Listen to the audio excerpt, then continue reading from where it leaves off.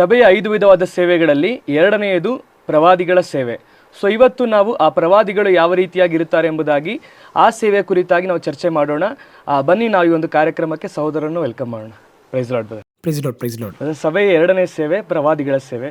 So who are the prophets? ಪ್ರವಾದಿಗಳಂದರೆ ಯಾರು? Prophets ಎನ್ನುವುದು ಬಂದು ನಾವು ಸತ್ಯವೇಯದ ಪ್ರಕಾರ ಹಳೆ ಒಡಂಬಡಿಕೆಯ ಪ್ರವಾದಿಗಳು, ಹೊಸ ಒಡಂಬಡಿಕೆಯ ಪ್ರವಾದಿಗಳು ಎರಡನ್ನು ವಿಭಾಗಿಸಿ ನೋಡಬೇಕು. ಸರಿನಾ? ಓಕೆ. ಪ್ರವಾದನೆಯ ಸೇವೆ ಬೇರೆ, ಸೇವೆಯಲ್ಲಿ ಪ್ರವಾದನೆಯವರ ಬೇರೆ. ಇದನ್ನು ಕೂಡ ನೋಡ್ಬೇಕು ನೀವು. ಸಾಮಾನ್ಯವಾಗಿ ಎಲ್ಲವನ್ನ ಒಟ್ಟಿಗೆ ಆಗಿ ಕನ್ಫ್ಯೂಸ್ ಮಾಡ್ಕೊತೀವಿ. ಉದಾಹರಣೆಗೆ ಇವತ್ತಿರುವಂತಹ ಒಂದು ಸಿಸ್ಟಮ್ ಹೇಳ್ತೀನಿ ನೋಡಿ. ಈಗ ನಿಮ್ಮ ಸೇವೆಯಲ್ಲಿ ಪ್ರವಾದನೆ ಬಂದು ಕ್ರಿಯೆ ಮಾಡುತ್ತದೆ ಅಂದರೆ ಎಲ್ಲರೂ ಸೇವೆಯಲ್ಲಿ ಆಗುತ್ತೆ. ಹೌದು. ಈಗ ಒಬ್ಬ ಪಾಸ್ಟರ್ ಬಂದು ಸಂದೇಶ ಕೊಡ್ತಾ ಇರ್ತಾರೆ. ಅವರು ಮಾತಾಡುವುದು ಕೆಳಗಿರುವವರಿಗೆ ಪ್ರವಾದನೆಯುಕ್ತವಾಗಿ ದೇವರು ಮಾತಾಡ್ತಾ ಇರ್ತಾರೆ. ಆದರೆ ಇವರಿಗೆ ಕೂಡ ಗೊತ್ತಿರಲ್ಲ ಅದು ಪ್ರವಾದನೆ ಎಂಬುದಾಗಿ ಗೊತ್ತಿರಲ್ಲ. ಮಾತಾಡಿರ್ತಾರೆ, ಅವ್ರು ಬಂದು ಹೇಳ್ತಾರೆ ಕರ್ತನ ಮುಖಾಂತರವಾಗಿ ಪಿನ್ ಪಾಯಿಂಟ್ ಆಗಿ ನಮ್ಮ ಸಂಗಡ ಮಾತಾಡೋರು ಎಂಬುದಾಗಿ ಹೇಳ್ತಾರೆ. ಸೊ ಇದು ಬಂದು ಅವ್ರ ಪ್ರಾಫಿಟ್ ಅಲ್ಲ ಅಲ್ಲಿ. ಆದರೆ ಮಿನಿಸ್ಟ್ರಿಯಲ್ಲಿ ಆ ಪ್ರಾಫಸಿಯ ಅವರ ಕ್ರಿಯೆ ಮಾಡುವಂಥ ಗಿಫ್ಟ್. ಮತ್ತೊಂದಿದೆ ಪ್ರಾಫಿಟ್, ಅದು ಬಂದು ಸೇವೆ. ಆಫೀಸ್ ಆಫ್ ದ ಪ್ರಾಫಿಟ್ ಎಂಬುದಾಗಿ ಹೇಳುತ್ತಾರೆ. ಪ್ರವಾದನೆಯ ಸೇವೆ ಅದುವೇ ಒಂದು ಸೇವೆಯಾಗಿರುತ್ತೆ. ಸರಿನಾ? ಸರಿ. ಸೊ ಈ ಒಂದು ಸ್ಥಳದಲ್ಲಿ ಬರಬೇಕಾದ್ರೆ ನೀವು ಹಳೆಯ ಒಡಂಬಡಿಕೆಯ ಪ್ರವಾದಿಗಳು, ಹೊಸ ಒಡಂಬಡಿಕೆಯ ಪ್ರವಾದಿಗಳು ಎಂಬುದಾಗಿ ಡಿಫರೆನ್ಸ್ ನೋಡಬೇಕು. ಸರಿನಾ? ಹಳೆ ಒಡಂಬಡಿಕೆಯ ಪ್ರವಾದಿ ಸಭೆಯ ಕಾನ್ಸೆಪ್ಟ್ ಅಲ್ಲಿ ಇಲ್ಲ ಅವರು. ಸರಿ. ಹಳೆ ಒಡಂಬಡಿಕೆ ತಕ್ಕ ಮಟ್ಟಿಗೆ ಒಂದು ಟೈಮ್ ಲೈನ್ ಇದೆ. ಉದಾಹರಣೆಗೆ ಯಾಜಕರು ಇದ್ದರು, ಪ್ರಧಾನ ಯಾಜಕ ಅಂತ ಒಬ್ಬರು ಇರ್ತಾ ಇದ್ರು, ಆರೋನೇ ಅದಕ್ಕೆ ಇದ್ದರು, ಅವರ ವಂಶಾವಳಿಯಲ್ಲಿ ಬರ್ತಾ ಇದ್ರು. ಆಗ ಆರೋನನ ಬಳಿಯಲ್ಲಿ ದೇವರು ಮಾತಾಡ್ತಾ ಇದ್ರು. ಈ ಮೋಶೆಯ ಬಳಿಯಲ್ಲಿ ಮಾತಾಡಿದ್ರು ಅಲ್ವಾ? ಮೋಶೆಯ ಬಳಿ ಮಾತಾಡಬೇಕಾದ್ರೆ ದೇವರನ್ನು ಮಾತು ಹೇಳ್ತಾ ಇದ್ರು. ಏನಂತ ನೋಡೋದಾದ್ರೆ, ಅವರು ಬೆಟ್ಟದ ಮೇಲೆ ಅವರು ಬಂದು ದೇವರ ಬಳಿ ಮುಖಾಮುಖಿ ಮಾತಾಡ್ತಾರೆ. ಸೊ ಆ ರೀತಿ ಮಾತಾಡುವಂತಹ ಪ್ರವಾದಿ ಅನಂತರ ಬರುವುದಿಲ್ಲ ಎಂಬುದಾಗಿ ದೇವರಿಗೆ ಗೊತ್ತು. ಆದ್ದರಿಂದ ಮೋಶೆಯ ತರ ಒಬ್ಬ ಪ್ರವಾದಿ ಹಿಂದೆ ಮುಂದೆ ಇಲ್ಲ ಅಂತ ಹೇಳ್ತಾರೆ. ಹಾಗಾದ್ರೆ ಏನ್ ಮಾಡ್ತಾರೆ ದೇವರು? ಈ ಮೋಶೆಯ ಓದ ನಂತರ ಜನಗಳ ಬಳಿ ಸಂದರ್ಶಿಸಬೇಕು. ಅದಕ್ಕೆ ಅವ್ರು ಏನ್ ಮಾಡ್ತಾರೆ ಅಂತ ಹೇಳಿದ್ರೆ ಕೆಲವೊಂದು ಮೆಥಡ್ ಅವರೇ ಮಾಡ್ತಾರೆ. ಉದಾಹರಣೆಗೆ ಪ್ರಧಾನ ಯಾಜಕನು ಒಳಗೆ ಬರುವಾಗ ದೇವರು ಅಲ್ಲಿ ಅವರ ಬಳಿ ಮಾತಾಡುವಂತ ಒಂದು ಹಂತ ಇದೆ. ಇದನ್ನ ದಾಟಿ ಊರಿಂ ತುಮಿಮ್ ಎಂಬುದಾಗಿ ಹೇಳ್ತಾರೆ. ಇದು ಬಂದು ಪ್ರಧಾನ ಯಾಜಕನ ಡ್ರೆಸ್ ಅಲ್ಲಿ ಇರುತ್ತೆ. ಕೆಂಪು ಕಲ್ಲು, ಬಿಳಿ ಕಲ್ಲಿನ ಒಂದು ಕಾನ್ಸೆಪ್ಟ್ ಇರುತ್ತೆ. ಇದನ್ನಿಟ್ಟು ದೇವರ ಚಿತ್ತವನ್ನು ತಿಳಿಯುವುದು ಇದೊಂದು ಕಾನ್ಸೆಪ್ಟ್. ಇದೆಲ್ಲ ಯಾಜಕತ್ವ ಇದ್ದಂಥ ಕಾಲಘಟ್ಟದಲ್ಲಿ ನಡೆದಿದ್ದು. ಈ ಯಾಜಕತ್ವ ಬಂದು ಫೇಲಿಯರ್ ಆಗುತ್ತದೆ. ಏಲಿಯ ಕಾಲದಲ್ಲಿ ಯಾಜಕತ್ವ ಏನಾಗುತ್ತೆ? ಫೇಲಿಯರ್ ಆಗುತ್ತೆ. ಫೇಲಿಯರ್ ಆಗುವಾಗ ಸಮುವಿರಣ ಹಾಗೆ ನ್ಯಾಯಸ್ಥಾಪಕರನ್ನ ದೇವರು ತರ್ತಾರೆ. ಅಂದರೆ ಅರಸರ ಕಾಲಕ್ಕೆ ಆ ನಡುವೆ ಇರುವಂತ ಚಿಕ್ಕ ಗ್ಯಾಪ್ ಅದು. ಅರಸರ ಕಾಲ ಬರುವಾಗ ಅರಸರ ಮುಖಾಂತರವಾಗಿ ದೇವರು ಮಾತಾಡಬೇಕು, ದೇವರೊಂದಿಗೆ ಇರುವವರಾಗಿ ಅವರಿರಬೇಕು. ಆದರೆ ದಾವೀದನಂತೆ ಸೊಲೊಮೋನನಂತೆ ಯಾರೂ ಇಲ್ಲ. ಅನಂತರ ಸೊಲೊಮೋನ್ ಕೂಡ ಹಿಂದೆ ಅನಂತರ ಇರಲಿಲ್ಲ. ಸೊ ಇವಾಗ ಏನಾಗುತ್ತೆ ಅಂತ ಕೇಳುವುದಾದರೆ, ಸೌಲ ಕೂಡ ನೋಡಿ ಪ್ರವಾದನೆ ಹೇಳ್ತಾ ಇರ್ತಾನೆ. ಸೌಲು ಕೂಡ ಪ್ರವಾದಿಗಳಲ್ಲಿ ಒಬ್ಬನಾಗಿ ಎಣಿಸಲ್ಪಟ್ಟ ಎಂಬುದಾಗಿರುತ್ತದೆ. ಸೊ ಇವರು ಪ್ರವಾದನೆಯಲ್ಲಿ ಹೋಗಿದ್ರಿಂದ ಪ್ರವಾದಿ ಎಂಬುದಾಗಿ ಒಂದು ದೊಡ್ಡ ಸೇವೆ ಆರಂಭವಾಗುತ್ತದೆ. ಪ್ರವಾದಿ ಇವರು ಯಾರಂತ ಕೇಳುವುದಾದರೆ ಅರಸರನ್ನ ಖಂಡಿಸಿ ಹೇಳ್ತಾ ಇದ್ರು. ಅವರು ಒಂದು ದೇಶಕ್ಕೆ ಬೇಕಾಗಿರುವ ಕಾರ್ಯವನ್ನು ಹೇಳ್ತಾರೆ, ಜನಗಳಿಗೆ ಪ್ರತ್ಯೇಕ ಜೀವನದಲ್ಲಿ ಬೇಕಾಗಿರುವ ಕಾರ್ಯಗಳು. ಈ ಪ್ರವಾದಿಗಳು ಒಂದ್ ಕಡೆ ಇರ್ತಾ ಇದ್ರು, ಜನಗಳು ಪ್ರವಾದಿನ ಹುಡುಕಿ ಹೋಗ್ತಾ ಇದ್ರು. ಅಲ್ಲಿ ಪ್ರವಾದಿ ಇವರಿಗೆ ಬೇಕಾಗಿರುವ ಕಾರ್ಯವನ್ನು ಮಾತಾಡ್ತಾ ಇದ್ರು. ಇದು ಹಳೆ ಒಡಂಬಡಿಕೆಯ ಪ್ರವಾದನೆಯ ಸೇವೆ ಅಂತ ಇಟ್ಕೊಳ್ಳಿ. ಪ್ರವಾದಿ ಬಂದು ಯಾಜಕತ್ವದ ಗುಡಾರದಲ್ಲಿ ಅವರು ಇರುವುದಿಲ್ಲ. ಚೆನ್ನಾಗಿ ಗಮನಿಸಿ ನೋಡೋದಾದ್ರೆ ಪ್ರವಾದನೆಯ ಸೇವೆ ಎಲ್ಲ ಆರಂಭ ಆಗುತ್ತೆ, ಬಹುತೇಕವಾಗಿ ಎಲ್ಲ ಆರಂಭ ಆಗುತ್ತೆ ಅಂತ ಹೇಳಿದ್ರೆ ದಾವಿದನಿಗೆ ಗಾದ್, ನಾತನ್ ಅಂತ ಎಲ್ಲ ಇದ್ರು. ಈ ರೀತಿ ಎಲ್ಲ ಪ್ರವಾದಿ ಇದ್ರಲ್ವಾ? ಈಗ ಸೌಲನಿಗೆ ಸಮುವೇಲ ಇದ್ರು. ಇವರೆಲ್ಲರೂ ಕೂಡ ಅವರನ್ನ ಮೀಟ್ ಮಾಡಿ ಹೇಳ್ತಾ ಇದ್ರು. ಅದರ ನಂತರ ನೋಡುವುದಾದರೆ ಇಶ್ವಾಯ, ಅನಂತರ ಬಂದು ಎಲಿಯ, ಇವರ ಹಾಗೆ ಪ್ರವಾದಿಗಳು. ಇವರು ಕೂಡ ಎಲ್ಲ ಅರಸರನ್ನ ನೋಡಿ ಖಂಡಿಸಿ ಮಾತಾಡ್ತಾರೆ, ತಪ್ಪು ಮಾಡ್ತಾ ಇದೆಯಾ, ಇದು ಸರಿಯಾಗಿಲ್ಲ ಎಂಬುದಾಗಿ. ಆಗ ಎಲಿಶ್ವ ಈ ರೀತಿ ಎಲ್ಲ ಇದ್ರು. ಇವರು ಯಾರು ಯಾಜಕತ್ವ ಗೂಡಾರದ ಒಳಗಿದ್ದು ಪ್ರವಾದನೆ ಹೇಳಿದವರಾಗಿರಲ್ಲ. ಇವರು ಹೊರಗಿರ್ತಾ ಇದ್ರು, ಎಲ್ಲೋ ಒಂದ್ ಕಡೆ ಇರ್ತಾ ಇರ್ತಾರೆ. ಒಂದು ಇವರು ಬಂದು ಹೇಳ್ತಾರೆ ಅಥವಾ ಇವರು ನೋಡಕ್ ಹೋದ್ರೆ ಹೇಳ್ತಾ ಇರ್ತಾರೆ. ಈ ಕಾನ್ಸೆಪ್ಟ್ಸ್ ನಡೆಯುತ್ತೆ. ಇದು ಓಲ್ಡ್ ಟೆಸ್ಟಮೆಂಟ್ ಪ್ರಾಫಿಟ್ ಮಿನಿಸ್ಟ್ರಿ ಅದ್ರಲ್ಲಿ ನಡೀತಾ ಇತ್ತು. ಆದರೆ ನ್ಯೂ ಟೆಸ್ಟಮೆಂಟ್ನಲ್ಲಿ ಆ ರೀತಿ ದೇವರು ಮಾಡಲಿಲ್ಲ. ನ್ಯೂ ಟೆಸ್ಟಮೆಂಟಲ್ಲಿ ಯಾವ ರೀತಿ ಇಟ್ಟಿದ್ದಾರೆ ಅಂತ ಹೇಳಿದ್ರೆ, ಎಪೇಸ 6ನೇ ಅಧ್ಯಾಯದಲ್ಲಿ ನಾವು ಓದ್ತೀವಲ್ವಾ, ಆ ವಾಕ್ಯ ಯಾವ ರೀತಿ ಹೇಳುತ್ತದೆ ಅಂತ ನೋಡೋದಾದ್ರೆ, ಸಭೆಯ ಭಕ್ತಿ ವೃದ್ಧಿಗೆ ಆಸ್ಪದವಾಗಿ ಕೆಲವರನ್ನ ಅಪೊಸ್ತಲರಾಗಿ ಕೆಲವರನ್ನ ಪ್ರವಾದಿಗಳಾಗಿ ಎಂಬುದಾಗಿ ಬೈಬಲ್ ಹೇಳುತ್ತೆ. ಸರಿ. ಹಾಗಾದ್ರೆ ಇವರು ಯಾರಾಗಿರ್ತಾರೆ ಅಂತ ಹೇಳಿದ್ರೆ ಸಭೆಗೆ ಅವರು ಪ್ರವಾದಿಯಾಗಿರ್ತಾರೆ. ಸಭೆಯ ಭಕ್ತಿ ವೃದ್ಧಿಗೆ ತಕ್ಕ ಹಾಗೆ ಅವರು ಇರ್ತಾರೆ. ಅಪೊಸ್ತಲ ಕೃತ್ಯಗಳಲ್ಲಿ ಓದಬೇಕಾದ್ರೆ ಆ ಸಭೆಯಲ್ಲಿ ಸೌಲನು, ಅಪೊಸ್ತಲ ಕೃತ್ಯಗಳಲ್ಲಿ ಓದುತ್ತೇವೆ, ಆ ಸಭೆಯಲ್ಲಿ ಪೌಲನು, ಬರ್ನಬನು ಪ್ರವಾದಿಗಳಾಗಿಯೂ ಬೋಧಕರಾಗಿಯೂ ಇದ್ದರು ಎಂಬುದಾಗಿ ಬರೆಯಲ್ಪಟ್ಟಿದೆ. ಹೌದು. ಆ ಚರ್ಚಲ್ಲಿ ಅವರು ಇದ್ದಿದ್ದಾರೆ. ಚರ್ಚಿನ ಭಕ್ತಿ ವೃದ್ಧಿಗೆ ಆಸ್ಪದವಾಗಿ ಪ್ರಾಫಸಿ. ಸರಿ. ಅಷ್ಟು ಮಾತ್ರವಲ್ಲ, ಪ್ರವಾದನೆ ಅಂದ್ರೆ ಏನಂತ ನಿಮ್ಗೆ ಗೊತ್ತಿರುತ್ತೆ. ಬೈಬಲಿಗೆ ತಿಳಿದಿರುವ ಮಟ್ಟಿಗೆ ಪ್ರವಾದನೆ ಅಂದ್ರೆ ಅಂತ ಕೇಳಿದಾದ್ರೆ ಭಕ್ತಿ ವೃದ್ಧಿಗೆ ಆಸ್ಪದವಾಗಿ ಖಂಡಿಸಿ ಹೇಳುವುದಕ್ಕೆ ಪ್ರವಾದನೆ. ಪ್ರಾಫಸಿ ಅಂದರೆ ಖಂಡಿಸಿ ನಾವು ಗದರಿಸಬೇಕು, ಹಾಗೆ ಭಕ್ತಿ ವೃದ್ಧಿಗೆ ತಕ್ಕಾಗಿರಬೇಕು. ಅಷ್ಟಕ್ಕೆ ಮಾತ್ರ ಪ್ರವಾದನೆ ಎನ್ನುವುದು ಅಷ್ಟೇ. ಬಟ್ ಇವಾಗಿನ ಕಾನ್ಸೆಪ್ಟ್ ನೋಡೋದಾದ್ರೆ ಪ್ರಾಫಸಿ ಅನ್ನೋದು ಏನಾಗಿದೆ ಅಂದರೆ ದೇವ್ರು ನಿನಗೆ ಇದನ್ನು ಕೊಡ್ತಾರೆ, ಅದನ್ನು ಕೊಡ್ತಾರೆ, ದೇವ್ರ ಆಶೀರ್ವಾದ ಮಾಡ್ತಾರೆ ಅನ್ನೋದು ಒಂದು ಕಡೆ. ಇನ್ನೊಂದು ಕಡೆ ಏನಿದೆ ಅಂದರೆ ಪ್ರಾಫಸಿ, ಒಂದು ಪ್ರಾಫಿಟಿಕಲ್ ಮೀಟಿಂಗ್ ನಡಿಬೇಕಾದ್ರೆ ಏನು ಹೇಳ್ತಾರೆ ಅಂದರೆ ನಿಮ್ಮ ಮನೆಯಲ್ಲಿ ಅದನ್ನು ನೋಡಿದೆ, ನಿಮ್ಮ ಗಾಡಿ ನಂಬರ್ ನೋಡಿದೆ, ಈ ರೀತಿಯಾಗಿ ಹೇಳೋದೇ ಪ್ರಾಫಸಿ ಅಂತ ಜನ ಅಂದ್ಕೊಂಡಿದ್ದಾರೆ ಇವಾಗ. ಈ ವಿಧವಾಗಿ ಒಂದು ಪ್ರವಾದನೆ ನ್ಯೂ ಟೆಸ್ಟ್ಮೆಂಟ್ನಲ್ಲಿ ತೋರಿಸಿ ನೋಡೋಣ. ಇವಾಗ ನೀವು ಹೇಳಿದ್ರಲ್ಲ, ಮನೆಯಲ್ಲಿ ಅದು ಇದೆ, ನಿಮ್ಮ ಕಾರಲ್ಲಿ ಈ ರೀತಿ ಇದೆ ಅಂತೆಲ್ಲ, ನಿಮಗೆ ದೇವ್ರು ಅದು ಕೊಡ್ತಾರೆ, ಇದು ಕೊಡ್ತಾರೆ, ಈ ಕಾಲದ ಪ್ರವಾದ ಹೇಳ್ತಾರೆ ಅಂತ ಹೇಳ್ತಿದ್ದೀರಾ ಅಲ್ವಾ? ಹೌದು. ಈ ವಿಧವಾಗಿರುವ ಒಂದು ವಿಷಯವನ್ನ ಹೊಸ ಒಡಂಬಡಿಕೆಯಲ್ಲಿ ನಿಮ್ಮಿಂದ ನೋಡಕ್ ಸಾಧ್ಯನೇ ಅಂತ ನೋಡಿ. ಎಲ್ಲೂ ನೋಡಕ್ ಸಾಧ್ಯ ಇಲ್ಲ. ಹೊಸ ಒಡಂಬಡಿಕೆಯಲ್ಲಿರುವ ಪ್ರಕಾರ ಒಂದು ಉದಾಹರಣೆಗೆ ಹೇಳ್ತೀನಿ. ಸ್ನಾನಿಕರಾದ ದೇವರನ್ನು ನೋಡೋಕೆ ಎಲ್ಲ ಬರ್ತಾರೆ. ಅವ್ರು ಹೇಳುವಂಥ ಪ್ರಾಫಸಿ, ಎಲೈ ಸರ್ಪ ಜಾತಿಯವರೇ, ಇದು ಬಂದು ಅವರಿಗೆ ತಿಳಿಸುವುದಕ್ಕಾಗಿ ನೀವು ಅಬ್ರಹಾಮನ ಸಂತತಿ ಎಂಬುದಾಗಿ ಹೇಳ್ಕೊಡದೇ ಇರಿ. ಅದರ ನಂತರ ಯೇಸು ಕ್ರಿಸ್ತನು ಬರ್ತಾರೆ. ಈಗ ನತಾನವೆಲ್ಲ ಬರ್ತಾನೆ, ಅವ್ರು ನೋಡಿದ ಕೂಡ ಹೇಳ್ತಾರೆ, ಕಪಟವಿಲ್ಲದ ಉತ್ತಮ ಇಸ್ರಾಯೇಲ್ನ ಎಂಬುದಾಗಿ ಹೇಳುತ್ತಾರೆ. ಈಗ ಯೂದಾಸ್ ಕೂತಿದ್ದಾರೆ, ಅವ್ರನ್ನ ನೋಡಿ ಹೇಳ್ತಾರೆ, ನಿಮ್ಮಲ್ಲಿ ಒಬ್ಬರು ನನ್ನ ತೋರಿಸ್ಕೊಡ್ತಾನೆ ಎಂಬುದಾಗಿ. ಸೊ ಈ ಪ್ರೊಫೆಟಿಕಲ್ ವರ್ಡ್ ಎಲ್ಲ ಗಮನಿಸಿ, ಅವರ ಪರ್ಸನಲ್ ಸ್ಪಿರಿಚುವಲ್ ಲೈಫ್ಗೆ ತಕ್ಕ ಹಾಗೆ ಇರುತ್ತದೆ. ಅನಂತರ ಬನ್ನಿ ಪೇತ್ರನನ್ನ ನೋಡಿ, ಈಗ ಒಬ್ಬರು ಬಂದು ಯಾಮಾರಿಸುತ್ತಾರೆ, ಹಣವನ್ನು ಇಷ್ಟೇ ಮಾರಿದ್ವಿ ಎಂಬುದಾಗಿ ಯಾಮಾರಿಸ್ತಾರೆ. ಅಲ್ಲಿ ಒಂದು ಪ್ರಾಫಿಟಿಕಲ್ ಒಂದು ಗಿಫ್ಟಲ್ಲಿ ಆಪರೇಟ್ ಆಗುತ್ತದೆ ಅಲ್ಲಿ. ಅದರ ನಂತರ ಪಾಲ್ನ ನೋಡಿ, ಅಲ್ಲಿ ಪಾಲ್ ಒಬ್ಬರನ್ನ ಗಮನಿಸಿ ನೋಡುತ್ತಾರೆ. ಅವ್ರು ನೋಡಿ ಮಾತಾಡಬೇಕಾದ್ರೆ ಒಂದು ವಿಷಯವನ್ನು ಹೇಳ್ತಾರೆ, ನೀತಿಗೆ ವಿರುದ್ಧವಾಗಿರುವ ಕೆಡುಕನ ಮಗನೇ ಅಂತ ಕರೀತಾರೆ. ಇದೆಲ್ಲ ಯಾವುದಕ್ಕೆ ಬೇಸಾಗಿದೆ? ಅವರ ಒಂದು ಭಕ್ತಿ ವೃದ್ಧಿಗೆ ಆಸ್ಪದವಾಗಿಯೂ ಸ್ಪಿರಿಚುವಲ್ ಲೈಫಿಗೆ ಸಂಬಂಧಪಟ್ಟದಾಗಿಯೂ ಇದೆ. ನ್ಯೂ ಟೆಸ್ಟ್ಮೆಂಟ್ನಲ್ಲಿ ಎಲ್ಲಾದರೂ ಈ ರೀತಿಯಾಗಿ ಇಟ್ಕೊಳ್ಳಿ, ಒಂದು ಕಾಲ್ ನಡೆಯೋಕ್ಕಾಗದೇ ಇರೋರು ಪೇತ್ರನ ಬಳಿ ಯೋಹಾನನ ಬಳಿ ಕಾಸು ಕೇಳ್ತಾರೆ ಇಲ್ವಾ? ಹೌದು. ಈಗ ಇವರು ಏನು ಮಾಡಬೇಕು? ದೇವರು ನಿನಗೆ ಕಾಲ್ ಕೊಡಲಿ, ಇನ್ನು ಮುಂದೆ ದೇವರನ್ನ ಆಶೀರ್ವಾದ ಮಾಡಲಿ, ಆ ರೀತಿಯಾಗಿ ಹೇಳ್ಬೇಕಲ್ವಾ? ಆದರೆ ಅವ್ರು ಹೇಳಿದಂತಹ ಮಾತು ಏನು ಗೊತ್ತಾ? ಬೆಳ್ಳಿಯು ಬಂಗಾರ ನನ್ನ ಬಳಿಯಲ್ಲೇ ಇಲ್ಲ, ಬೆಳ್ಳಿ ಬಂಗಾರ ಇಲ್ಲ ಅಂತಾರೆ. ಹಂಗಿತಾನೆ ಹೇಳಿದ್ದು. ಹೀಲಿಂಗ್ ಇದೆ, ನಾವು ಹೀಲ್ ಮಾಡ್ತೀವಿ. ಇದುವೇ ಒಂದು ಸೇವಕನಿಗೆ ಇರುವಂತಹ ಮುಖ್ಯವಾಗಿರುವ ಒಬ್ಬರ ಸ್ಪಿರಿಚುವಲ್ ಕಾರ್ಯಕ್ಕೆ ನೀವು ಇದ್ದೀರೇ ವಿನಃ ವರ್ಲ್ಡ್ಲಿ ಬ್ಲೆಸ್ಸಿಂಗ್ಗೆ ನೀವು ಬೇಕಾಗಿಲ್ಲ. ಸರಿ, ವರ್ಲ್ಡ್ಲಿ ಬ್ಲೆಸ್ಸಿಂಗ್ಗೆ ನೀವು ಒಬ್ಬ ವಿಶ್ವಾಸಿಯನ್ನು ಆಶೀರ್ವಾದ ಮಾಡಿದ್ರೆ ಅವನ ಆಶೀರ್ವಾದ ಹೊಂದುತ್ತಾನ? ಲೋಕರೀತಿಯಲ್ಲಿರುವಂತಹ ಮನುಷ್ಯನು ಯಾರಿಂದ ಆಶೀರ್ವಾದ ಹೊಂದ್ತಾರೆ? ಇಲ್ವಾ? ಹೌದು.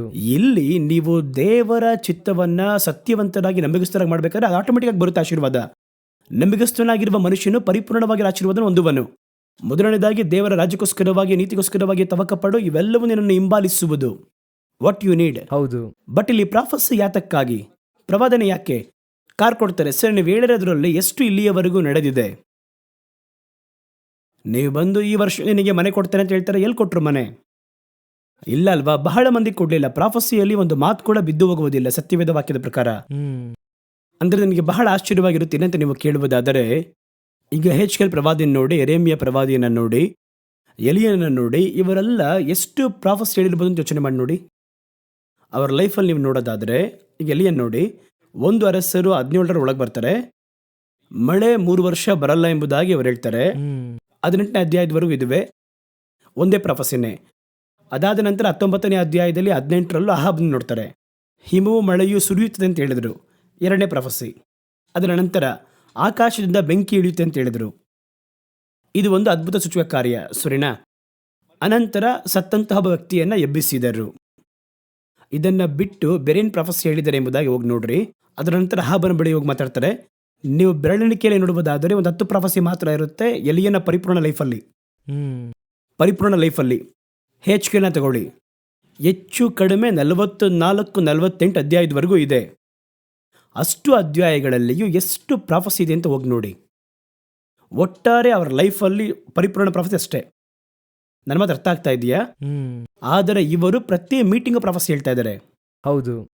ಪ್ರತಿ ಮನೆಗೆ ಹೋಗ್ಬೇಕಾದ್ರೆ ಪ್ರಾಫಸಿ ಹೇಳ್ತಾ ಇದ್ದಾರೆ. ಒಬ್ಬ ವ್ಯಕ್ತಿಯನ್ನು ವೈಯಕ್ತಿಕವಾಗಿ ನೋಡ್ಬೇಕಾದ್ರೆ ಪ್ರಾಫಸಿ ಹೇಳ್ತಾರೆ. ಪ್ರಾಫಸಿ ಸುಮ್ಮನೆ ಹೇಳ್ತಾನೆ ಇದ್ದಾರೆ. ಇವರು ಹೇಳಿದಂತಹ ಪ್ರಾಫಸಿ ಮತ್ತೆ ಅವ್ರು ನೆನಪಿರುತ್ತಾ? ಇಲ್ಲ. ಅವಕಾಶ ಇದೆಯಾ? ಇಲ್ಲವೇ ಇಲ್ಲ. ಅಂದ್ರೆ ಏನ್ ಪ್ರಾಫಸಿ ಅದು? ಇನ್ನೊಂದು ಕಡೆ ಬೈಬಲಲ್ಲಿ ಏನು ಹೇಳುತ್ತೆ ಅಂದರೆ, ಒಬ್ಬ ಪ್ರಾಫೆಟ್ ಒಂದು ಪ್ರಾಫಸಿ ಹೇಳಿದ ನಂತರ ಅದು ನೆರವೇರೋ ತನಕ ಅವ್ನು ನಂಬೇಡ ಅಂತ ಹೇಳುತ್ತೆ ವಾಕ್ಯ. ಅಲ್ಲಿಯವರೆಗೂ ನೀವು ಅದನ್ನ, ಅದು ಒಂದು ಮಾತಾಗಿರುತ್ತೆ, ನೆರವೇರಿದ್ರೆ ಮಾತ್ರ ಪ್ರವಾದನೆ ಅಲ್ವಾ? ಹೌದು. ಈಗ ನೆರವೇರುತ್ತಾ ಇಲ್ವೋ? ಇವ್ರು ಪ್ರವಾದಿನೇ. ಸೊ ಇಲ್ಲಿ ಪ್ರವಾದನೆಗೆ ಇರುವಂತಹ ಸ್ವಭಾವ ಬದಲಾಗಿದೆ. ಹೌದು. ಜನಗಳು ಪ್ರವಾದನೆಗೆ ಒಂದು ವಿಧವಾಗಿರುವ ಅಡಿಕ್ಷನ್, ಅದು ಒಂದು ಅಟ್ರಾಕ್ಟಿವ್. ಪೌಲ ಏನ್ ಹೇಳ್ತಾರೆ ಅಂತ ನೋಡೋದಾದ್ರೆ, ಪ್ರವಾದನೆಯ ವರವನ್ನ ಹುಡುಕಿರಿ, ಆಶಿಸ್ತೀರಿ ಅಂತ ಹೇಳಿದ್ರು. ಯಾಕೆ ಅಂತ ಹೇಳಿದ್ರೆ ಆ ಪ್ರವಾದನೆ ಎನ್ನುವುದು ಭಕ್ತಿ ವೃದ್ಧಿಯನ್ನು ಉಂಟು ಮಾಡುತ್ತೆ. ಸರಿ. ಅದೇ ಸಂದರ್ಭದಲ್ಲಿ ಜನಗಳನ್ನ ದೇವರ ಕಡೆಗೆ ತರುತ್ತದೆ. ಅದಕ್ಕೋಸ್ಕರವಾಗಿ ಅದನ್ನ ಹೇಳ್ತಾರೆ ಪ್ರವಾದನೆಯ ಮಾತನ್ನು ಹುಡುಕಿರಿ ಅಂತ. ಈಗ ಈ ಪ್ರವಾದನೆಯ ವರವನ್ನ ಹುಡುಕುವಂಥದ್ದು ಜನಗಳ ಭಕ್ತಿ ವೃದ್ಧಿಗಲ್ಲವೇ? ಹೌದು. ಇದರಲ್ಲಿ ನನ್ನ ಒಂದು ಕಾರ್ಯವನ್ನು ಇಟ್ಟುಕೊಂಡು ನನ್ನನ್ನು ಎಸ್ಟಾಬ್ಲಿಷ್ ಮಾಡ್ತೀನಿ ಅಂತ ಅಂದ್ರೆ ಇಲ್ವಾ? ಹ್ಮ್ ಈಗ ಏನಾಗುತ್ತೆ, ಇದು ಎಲ್ಲವೂ ಪ್ರವಾದನೆ ಎನ್ನುವಂಥ ಸಂಶಯ ಬರುತ್ತೆ. ಹ್ಮ್ ಆದ್ದರಿಂದ ಯಾವಾಗಲೂ ನನ್ನ ಲೈಫಲ್ಲಿ ನಾನು ಏನು ಹೇಳ್ತೀನಿ ಅಂತ ಹೇಳಿದ್ರೆ, ನನಗೆ ತಿಳಿದಿರುವ ಮಟ್ಟಿಗೆ ಯಾರು ಪ್ರೊಫೆಸರ್ ಹೇಳಿದ್ರು ಅದನ್ನು ಅಲ್ಪವಾಗಿ ಎಣಿಸುವುದಿಲ್ಲ. ಪೌಲ್ ಹಂಗೆ ಹೇಳ್ತಾನೆ, ಪ್ರವಾದನೆಯನ್ನು ಅಲ್ಪವಾಗಿ ಎಣಿಸಬೇಡಿ. ನಾನು ಅಲ್ಪವಾಗಿ ಎಣಿಸುವುದಿಲ್ಲ.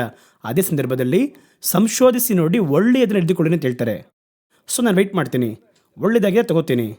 ಕೆಲವು ಪ್ರವಾದನೆಗಳನ್ನು ಕೇಳಿಸ್ಕೋಬೇಕಾದ್ರೆ ಇದು ಪ್ರವಾದನೆ ಸತ್ಯವಲ್ಲ ಎಂಬುದಾಗಿ, ಹ್ಮ್ ಅದು ದೇವರ ಬಳಿಯಿಂದ ಬಂದದಲ್ಲ ಅಂತ ಅರ್ಥ ಆಗುತ್ತೆ. ಹ್ಮ್ ಯಾಕೆಂದ್ರೆ ಅವರ ಮಾತು ಪರಿಪೂರ್ಣವಾಗಿ ಹಣದ ಕುರಿತಾಗಿರುತ್ತೆ, ಹಣದ ಬಗ್ಗೆ ಅದ್ರ ಬಗ್ಗೆ ಇರುತ್ತೆ, ಮೆಟೀರಿಯಲ್ ಬೇಸ್ಡ್ ಆಗಿರುತ್ತೆ. ಇನ್ನು ಕೆಲವೊಂದು ಪ್ರವಾದನೆಗಳಿವೆ. ಅದೇನ್ ಮಾಡುತ್ತೆ ಅಂತ ಹೇಳಿದ್ರೆ, ಯಾವಾಗಲೂ ನಿಮ್ಮನ್ನ ವೇದನೆ ಪಡಿಸುವ ಹಾಗೆ ದುಃಖ ಪಡಿಸುವಂತದ್ದಾಗಿರುತ್ತೆ. ನಾನು ಹೇಳ್ತೀನಿ, ಬಿದ್ದು ಹೋಗುವುದಕ್ಕಿರುವಂತಹ ಪ್ರವಾದನೆ ಇಲ್ಲ, ಎಬ್ಬಿಸಿ ನಿಲ್ಲಿಸುವುದಕ್ಕೋಸ್ಕರವಾಗಿ ಪ್ರವಾದನೆ. ಹೌದು. ಪ್ರವಾದನೆಯ ಮೋಟಿವ್ ಏನು? ಈಗ ನಿನವೆಗೆ ಪ್ರವಾದನೆ ಹೇಳ್ಪಡ್ತದೆ, ಅದರ ಮೋಟಿವ್ ಏನು? ರಕ್ಷಿಸಲ್ಪಡಬೇಕು. ಆದರೆ ಇವತ್ತಿರುವ ಪ್ರವಾದ ಯಾವ ರೀತಿ ಇದ್ದಾರೆ ಅಂತ ಹೇಳಿದ್ರೆ, ಯೋನನ ಹಾಗೆ ಅವರಿದ್ದಾರೆ. ಅವರು ಹೇಳಿದ ಪ್ರವಾದನೆ ನಡಿಬೇಕು. ಈಗ ಜನಗಳು ಮನ ತಿರುಗಿದ ಕೂಡಲೇ ದೇವರೇನ್ ಮಾಡಿದ್ರು, ಅದನ್ನ ಕ್ಷಮಿಸಿದ್ರು. ಹೌದು. ಈಗ ಅದರ ನಂತರ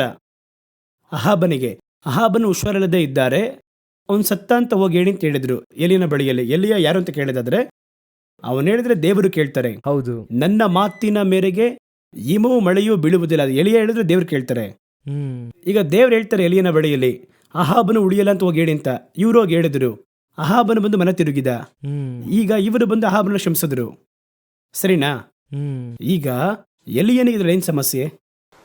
ಅವನು ಹೇಳಿದ್ದು ಆಗ್ಲಿಲ್ಲ, ನಾನು ಹೇಳಿದ್ದು ನಡೀಲಿಲ್ಲ. ಸ್ವಲ್ಪ ಯೋಚನೆ ಮಾಡಿ ನೋಡಿ, ಇವನು ಹೇಳಿದ್ ನಡೀಲಿಲ್ವಾ, ಕರ್ತನು ಹೇಳಿದ್ ನಡೀಲಿಲ್ವಾ? ಅಧಿಕ ಸಮಸ್ಯೆ ಯಾರಿಗೆ ಇದರಲ್ಲಿ?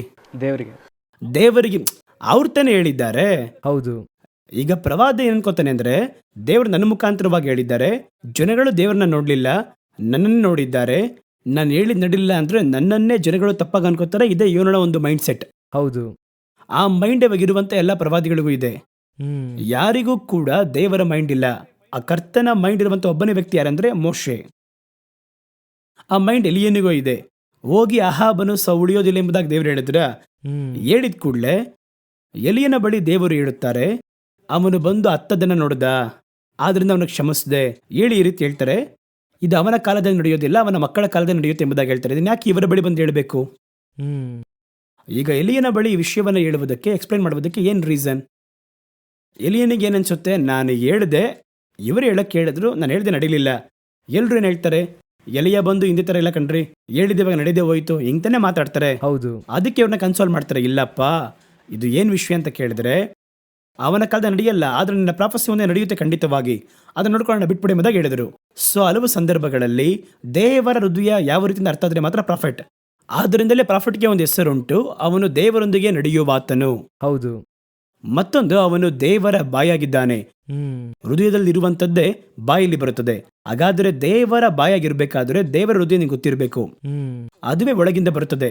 ಹಾಗಾದ್ರೆ ಒಬ್ಬ ಪ್ರಾಫೆಟ್ ಒಂದು ಪ್ರಾಫೆಸಿ ಹೇಳ್ತಾರೆ ಎಂಬುದಾಗಿ ಹೇಳುವುದಾದರೆ, ಆ ಪ್ರಾಫೆಸಿ ಯಾತಕ್ಕಾಗಿ ಮೊದಲು ಹೇಳಲ್ಪಡುತ್ತದೆ? ಗಾಡ್ ಬಂದು ಅವರ ಮನಸ್ಥಿತಿ, ಅವರ ಹೃದಯವನ್ನು ಅರ್ಥ ಮಾಡಿಕೊಳ್ಳುವುದೇ ಇಲ್ಲ. ನಾವೇನ್ ಅನ್ಕೋತೀವಿ ಅಂದ್ರೆ, ದೇವರು ಬಂದು ನಮಗಿಂತ ಮೋಸವಾಗಿ ಹೊಡೆಯುವವರು.